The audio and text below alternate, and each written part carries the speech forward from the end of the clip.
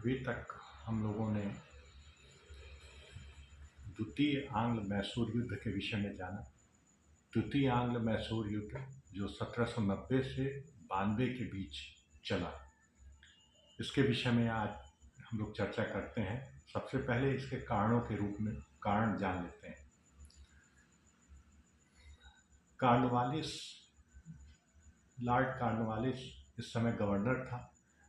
उसने अपने मित्र राज्यों की एक सूची जारी की जिसमें मैसूर का नाम नहीं था। इससे अंग्रेज और मैसूर के संबंध तनावपूर्ण हो गए, क्योंकि यह पता चल गया कि अंग्रेज भी टीपू से सशंकित थे, और वो शंका इसलिए थी कि टीपू लगातार विदेशियों से अपने मेलजोल बढ़ा रहा था, स्पेशली फ्रांसीसियों से उसका मेलजोल बढ़ रहा था, जो अंग्रेज़ों के लिए एक चुनौती था। इसी के साथ टीपू ने अपनी साम्राज्यवादी नीति अपनाते हुए अंग्रेज संरक्षित राज्य त्रावणकोर पर आक्रमण कर दिया, जो अंग्रेज़ों के लिए स्पष्ट चुनौती था। और इस आक्रमण से ही जो है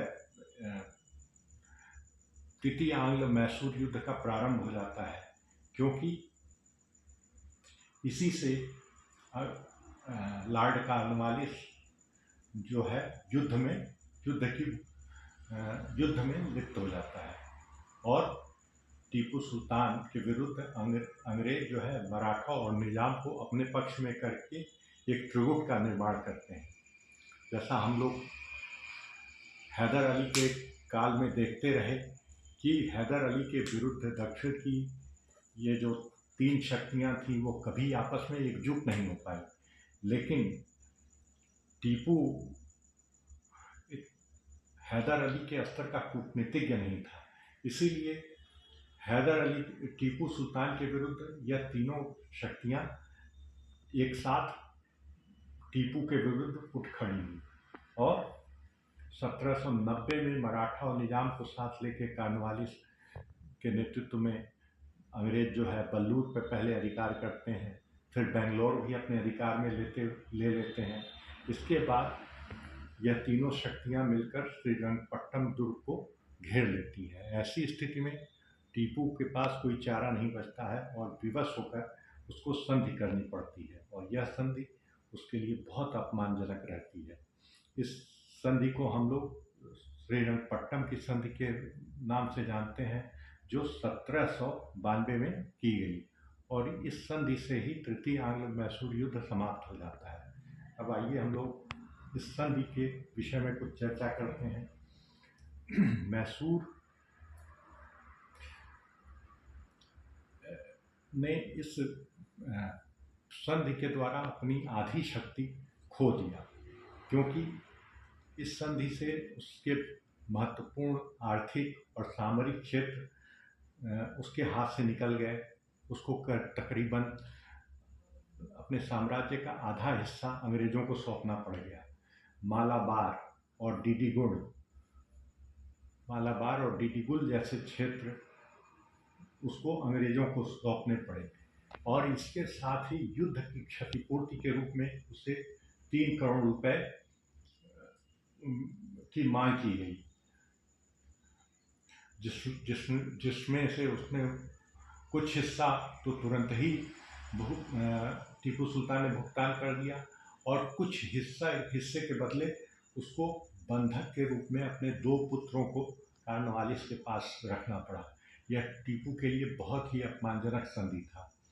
मराठों और निजाम को भी इससे लाभ मिला। तुंगभद्रा और कृष्णा नदी का उत्तर का भाग मराठों के पास चला गया, और निजाम को पेन्नार और कृष्णा नदी के बीच का भाग मिला। इस युद्ध के बाद कॉर्नवालिस ने का एक स्टेटमेंट भी बहुत महत्वपूर्ण है।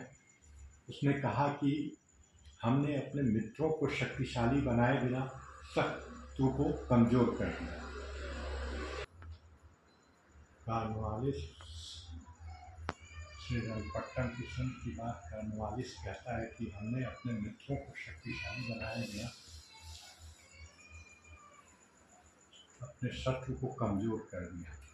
अब यदि हम इस वाक्य इस कथन की समीक्षा करें तो हमें पता चलता है कि इस संधि के द्वारा टीपू कमज़ोर कर दिया गया, उसका आधा राज्य छीन लिया गया और उसके राज्य के जो महत्वपूर्ण आर्थिक और सामरिक क्षेत्र थे वो अंग्रेजों के पास चले गए।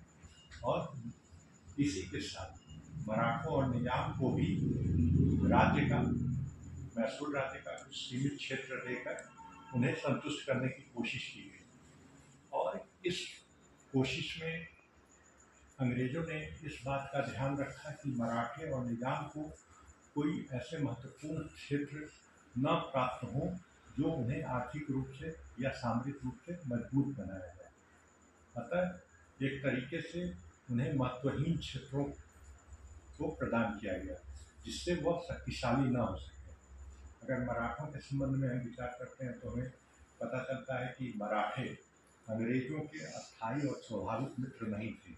जैसा कि हमें पता है कि पहले भी आंग्ल मराठा युद्ध होता रहा है। 1782 में ही सालबाई के संग से प्रथम आंग्ल मराठा युद्ध समाप्त हुआ था। ऐसी स्थिति में चूँकि हम देखते हैं कि मराठे स्वयं को मुगल सत्ता का दावेदार मानते थे हैं, तो यदि अंग्रेज मैसूर राज्य पूरी तरह हस्तगत कर लेते तो उन्हें मराठा और निजाम को भी उस राज्य का बड़ा हिस्सा देना पड़ता, जिससे वह शक्तिशाली हो जाते और अंग्रेजों को भी भविष्य में चुनौती देते। ऐसी स्थिति से निपटने के लिए कॉर्नवालिस ने कूटनीति का सहारा लिया और उसने मैसूर राज्य को इतना कमज़ोर कर दिया कि वह जब चाहता तब आसानी से मैसूर राज्य को अंग्रेजी साम्राज्य का हिस्सा बना लेता।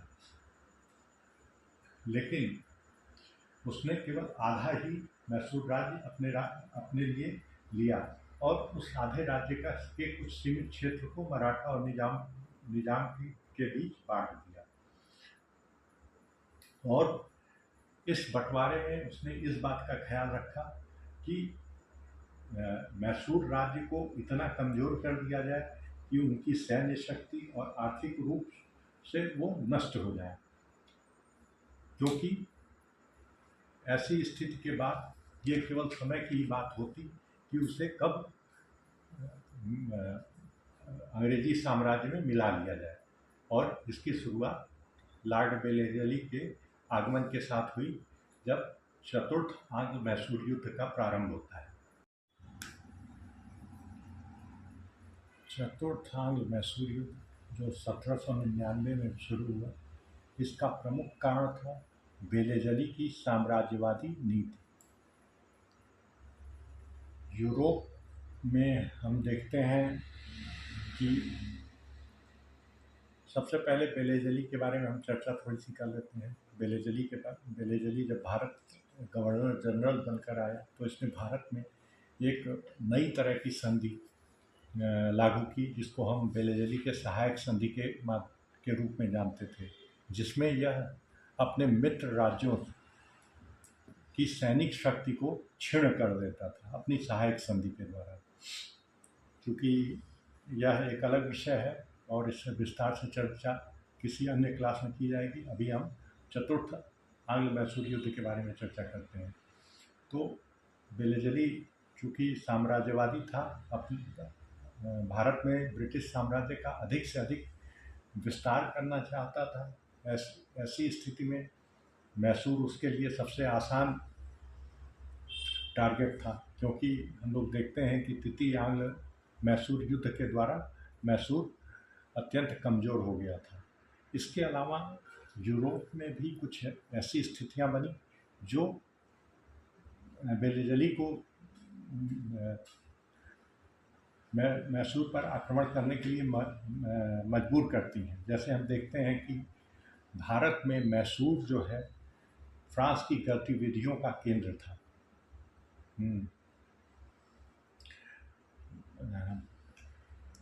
टीपू सुल्तान अपनी खोई हुई शक्ति वापस पाने की कोशिश कर रहा था। वह लगातार विदेशों से अपने राजदूत विदेशों में भेज रहा था। जिससे विदेशों से सहायता प्राप्त कर सकें। और यूरोप में उस समय नेपोलियन का उदय हो चुका था और नेपोलियन की विस्तारवादी गतिविधियों से पूरा यूरोप सशंकित था। ऐसी स्थिति में आवश्यक था कि भारत में जो फ्रांस गतिविधि के केंद्र है उसको रोका जाए, और इसी उद्देश्य से 1799 में बेलेजली ने फ्रांस मैसूर के पास सहायक संधि का प्रस्ताव भेजा, जिसे टीपू सुल्तान ने नकार दिया। अतः ऐसी स्थिति में बेलेजली युद्ध की घोषणा कर देता है और 4 मई 1799 को श्रीरंगपट्टम दुर्ग को घेर लेता है, जहां पर टीपू सुल्तान लड़ता हुआ मारा जाता है। अब इस युद्ध का परिणाम क्या हुआ?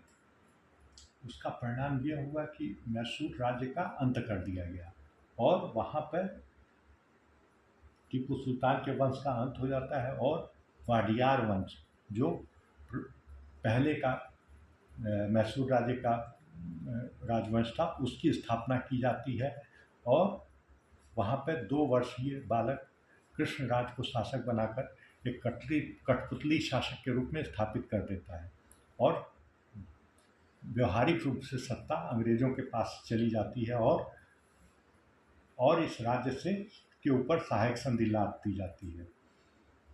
और टीपू सुल्तान के परिवार के सदस्यों में उसके बच्चों को पेंशन देकर मैसूर राज्य से अलग कर दिया जाता है।